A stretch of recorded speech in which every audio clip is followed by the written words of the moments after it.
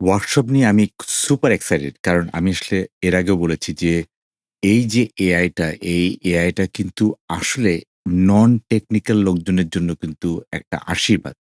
মানে আমরা যারা টেকনোলজি লোক আছি তারা তো এই এআই কে নিয়ে আমরা তো একটা লেভেলে কাজ করছি। কিন্তু আমরা যেটা দেখতে পাচ্ছি যে, এতদিন পর্যন্ত যারা নন টেকনিক্যাল লোক, ধরা যাক আগে আমরা দেখতাম যে একটা কম্পিউটার ইউজ করার জন্য যিনি আসলে একটা কম্পিউটার ইউজ করতে পারেন না, তারা আসলে একজন কম্পিউটার ইউজ করা লোকের উপরে ডিপেন্ড করতে হতো।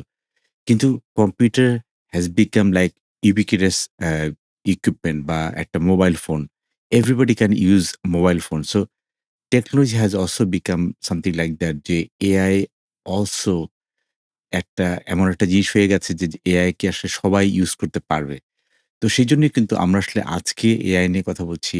কিন্তু আমাদের মধ্যেই কিন্তু অনেকেই এরকম আলাপ ছিল যে আমরা মোবাইল ফোন যখন ১ম এলো বিশেষ করে স্মার্টফোন, তখন কিন্তু আমরা ভাবলাম যে স্মার্টফোন কি আমি ব্যবহার করতে পারবো? কিন্তু আমরা তো সবাই এখন স্মার্টফোন ব্যবহার করতে পারছি। সেইম টেকনোলজি লোকজন অফকোর্স এটাকে একটা বড় সুবিধা নিতে চাইবে। কিন্তু আমার কাছে যেটা মনে হয় যে যারা নন টেকনোলজি লোক তারা কিন্তু এখান থেকে সবচেয়ে বেশি বেনিফিট নিতে পারবে।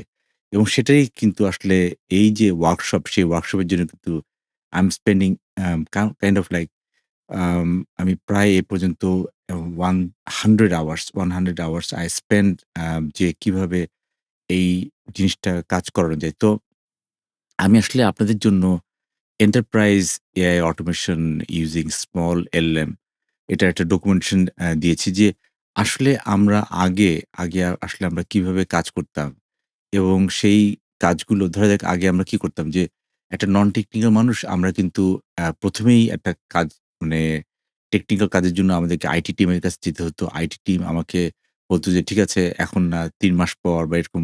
তারপর ৩ মাস পর যেই সার্ভিসটা আমরা পেলাম সেটাও কিন্তু actually not up to the mark যেটা আসলে আমরা চেয়েছি। সো একই জিনিস এখন আমরা যেটা বলছি যে এখন the new way is something like আমাদের নন টেকনিক্যাল মানুষ কিন্তু they can use AI tool and এটাকে মিনিটে একটা ফলাফল আপনি দেখতে পাচ্ছেন এবং সেখানে কিন্তু আপনি আবার আপনার মতো করে কাস্টমাইজ করে নিতে পারছেন। দ্যাট মিনস একটা নন টেকনিক্যাল মানুষ কিন্তু এআই এর কাছে গিয়ে তারা কিন্তু একদম পুরোপুরি তাদের যে চাহিদা, তাদের চাহিদা কিন্তু সঙ্গে পেয়ে যাচ্ছে।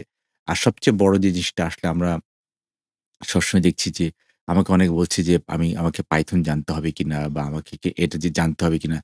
দিন শেষে আসলে আমি এআই টুল নিয়ে যখন ভাইব কোডিং করব বা আমি এআই টুল নিয়ে যখন আমি কাজ করব, তখন কিন্তু আমার কাছে কোনটা জানার প্রয়োজন, কোনটা জানার প্রয়োজন নেই, সেটাও কিন্তু আমি এআই এর হেল্প নিতে পারি।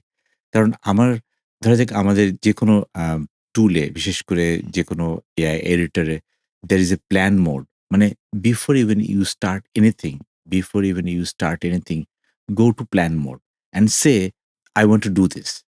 অ্যান্ড উনি যখন মানে একজন মানুষ যখন এটা যখন আসলে উনি বলবেন প্ল্যান মোডে যে, "I want to do this" and then you wait যে আসলে আপনাকে প্ল্যান মোডে সে কি বলে। তো সেইম আপনি যখন ওকে প্ল্যান মোডে দিবেন তখন কিন্তু সে আপনাকে বলবে যে, "না আমি এভাবে করব" এবং সেখানে একজন এআই ব্যবহারকারী কোন সেক্টরে এইচআর নাকি অ্যাকাউন্ট নাকি লজিস্টিক নাকি এডুকেশন মানে কোন ধরনের কাজ উনারা করবেন এবং সেই সিস্টেম আর্কিটেকচারটা আসলে কিভাবে ফ্রন্ট এন্ড থেকে প্রসেসিং লেয়ার হয়ে এপিআই লেয়ার বা আমি আসলে একটু বেশি কথা বলছি এপিআই লেয়ার মানে কিন্তু আমি মনে করি যে this is something that we could do আ এখনই কিন্তু we could do লাইক আমাদের যারা আইটি ম্যানেজার আছেন তাদের সাথে কথা বললে তাদের যে কোথায় কোন ডেটা সেট আছে সেই ডেটা সেটের সাথে আমি কমিউনিকেট করে কিন্তু করতে পারি। অথবা আমি আমার ল্যাপটপের মধ্যে আমি আমার এক্সেল ফাইল যেটা আছে সেই এক্সেল ফাইলের সাথে কমিউনিকেট করার জন্য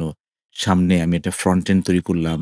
maybe Streamlit and we make a front end and then back end এ যেকোনো একটা ডেটাবেস নিয়ে আমি কাজ করতে পারি। সো দিন শেষে start small. My point is like, why don't we start small? Because দিন শেষে আমরা যেই কাজগুলো করতে চাইবো, সেই কাজগুলো যদি আমার মাথায় বা আমার ডোমেইন নলেজ থাকে, সেটাই কিন্তু হয়ে যায়। এবং আমি সবচেয়ে বড় যে জিনিসটা সবসময় বলি যে, আমি যখন একটা মানুষের মধ্যেই আমি কিন্তু কখনোই এআই তার কাছে কিন্তু এআই স্কিল খুঁজি না। আমি যখনই একজন মানুষের দিকে আ মানুষের সাথে কথা বলি, আমি কিন্তু তার ডোমেইন এক্সপার্ট এ যাই। ধরা যাক উনি লজিস্টিক এ এক্সপার্ট, উনি ধরা যাক উনি এইচআর এক্সপার্ট, উনি সেলস এ এক্সপার্ট। সো আমি উনাকে বলি যে, "আপনার যে সেলস এর যে কাজটা, সেটা কি আপনি একদম স্টেজ মানে প্রতি স্টেজে কি করতে হবে, প্রতিটা স্টেপে কি করতে হবে, সেটা কি আপনি জানেন? If somebody has that domain knowledge, he can just write it down in the plan mode, or maybe you can use a reusable skill.md file যেখানে আসলে খাঁটি বাংলা ইংরেজি টাইপ লিখবে যে আমি এই কাজ করতে চাই, and give it to the system and let it let it run and see how it can actually give you that result. তো এইজন্য আমি বলব যে we should be trying everything to get to that point. আর finally আমি বলব যে একটা রাষ্ট্র কি এআই দিয়ে চলতে পারে? সো সেটা নিয়ে কিন্তু অনেকে বলেন যে রাষ্ট্রকে এআই কে চলতে কিভাবে চলতে পারে তার জন্য আইডিয়া কি? তো সেটার আইডিয়া হচ্ছে দিস ইস দ্য বুক।